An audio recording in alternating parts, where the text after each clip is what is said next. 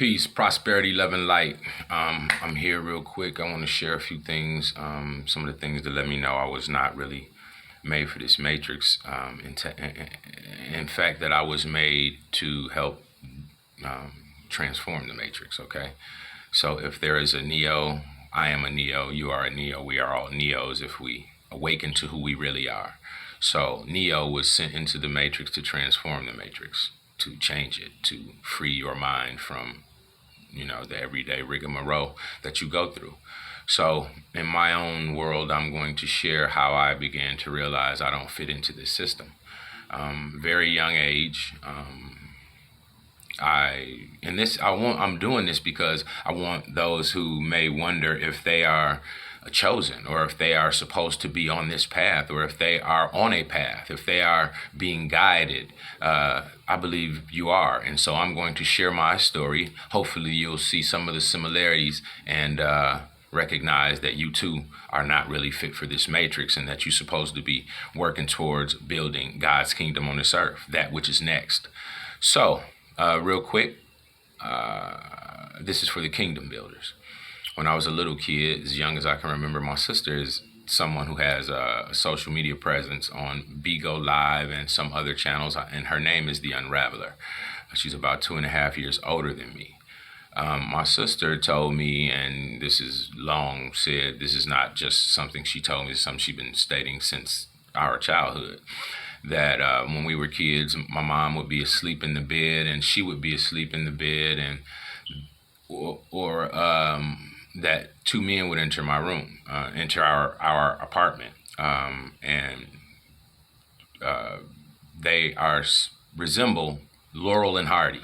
If any of you are familiar with the comic duo from, I think, the 20s or the 30s called Laurel and Hardy, black and white comic duo, you can look them up. There was a fat guy and a slim guy, and they were a comic duo. And we used to watch them as kids, but my sister said similar looking gentlemen would come and pick me up from my cradle, sit in this rocking chair next to my mom's bed, and rock me and smile and blush over me. She said the heavy set one he would be the one picking me up, and he would sit in the chair, and the slim one would stand over his shoulders looking and gushing, and that she would always try to wake up my mom, but that she would never wake up. And so that is one, the first intimation of some outside, I guess you'd say outside the norm type scenarios in my life. And then she said there was also another one, and these were white men who would pick me up from my cradle. And she said this third guy, he was never with them. They were always separate and would come at different times. The third guy was a heavy-set white guy who reminded her of Santa Claus, though he was not dressed like Santa Claus. He had a beard and heavy-set, et cetera, et cetera. And that he would do the exact same thing, pick me up from my cradle, sit in this rocking chair, and rock me and gush over me. And my mom would never wake up when my sister tried to wake her up. So this is the first intimation of anything outside of the norm. My mom also, as a child, had experiences that are known family stories of her seeing things that other average people could not see. So I believe this is part of my bloodline, and it's not a question for me, but I'm saying these things so that you can pay attention to your own life and maybe recognize that you have a job that is outside of what this matrix is, and that you are also here to bring it down. So I remember when I was 5 years old, and I saw a UFO in broad daylight. Of course, I didn't know it was a UFO.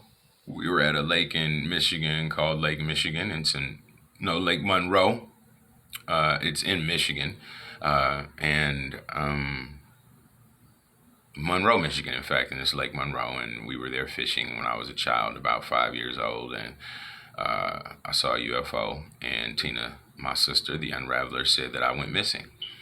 And they looked for me for about 2 hours, and I just walked out of the woods, and that's when they found me, and 2 hours were gone. So these are things that I remember from my childhood. There was a lady in our neighborhood. Her name was Mrs. Francis, and I believe she was Italian, and that she was some kind of medium, spiritual worker, which I have no idea what her, what the title would be today. But my mom would let me hang out with her. She was almost like a best friend of mine. She would give me snacks and treats. I mean, entire boxes of lollipops, entire boxes of, ice cream treats, and entire, cases of cookies or whatever. And she would always tell me not to share with my sister and other kids in the neighborhood that I played with. And it was always hard and difficult for me. But and the kids, they always, kind of teased her and said, "Oh, Miss Frances was a witch," and run. And, she opened the door, they go running and stuff like that. But I was like her special little friend. And that was another relationship that I had that was unique. And I asked my mom about it when I became a father of, my own children. I said, "Mom, why did you let me hang out with that old lady, Miss Frances?" And she was like, "Oh, I knew Miss Frances was a good lady," and everybody knew Miss Frances. She actually used to give people winning lottery numbers in the neighborhood sometimes. So I don't know what her role was, but I had a relationship with her. And throughout my life, I've had experiences that have let me know that I don't really fit here. I love people. I care about people. I have compassion for people. I can feel the pain that other people go through, especially people who are close to me. I can understand the plight of most people, and they call it empathic. I didn't know what that was. I thought all people were like this. I thought all of us had this ability to understand another person's position and put yourself in their place and be able to, vibe the way that would make a person feel. Because my understanding is that the spirit that is inside of us is universal. So it's not that hard for me to put myself in someone else's place. So now in the times that we live in, that is called being an empath, which is, I guess, a special power. I never knew that was that. I thought it was common to all humans until about maybe 4 years ago when I sat with Abba Rastafari Anebanan and the Unraveler, and they explained no, that most people don't have the empathic ability to relate that way. And so I understood it as such. And I think because I have this ability, it let me know that I'm here for other than what the average person is here for. Because I can see the problems, because I can see the solutions as well. I believe that is a common nature to some of us. Like, we just never felt like we belong. We never felt like we fit. We always, stuck up for the underdog. We were always about justice and fairness and equality. And you see all of the wrong in the world and it makes you feel a way. And you have to learn how to balance it. And so all of these things are just traits that are part of the character and the nature of those who are here to do a job that is outside of the matrix. So one of those things I think that is important to note and to recognize is that how you feel has to be balanced with rational thinking, right? Because knowing that the world is imbalanced and being in this world and saying, I don't fit, I don't belong, I don't feel right here. And so do I submit to how it is? Do I just try to fall in line? Do I try to assimilate? Or am I supposed to be changing this shit? Is that why I don't like it?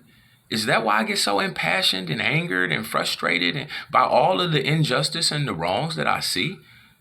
Okay, that is motivation. That is inspiration. That is the charging battery and energy that you are supposed to utilize to begin to structure something to change that which you don't like, that which you see is imbalanced, that which you see is unfair. Okay, so you have a choice here. You feel, you see the imbalance, you see the injustice, you see the unfairness, you see the inequality.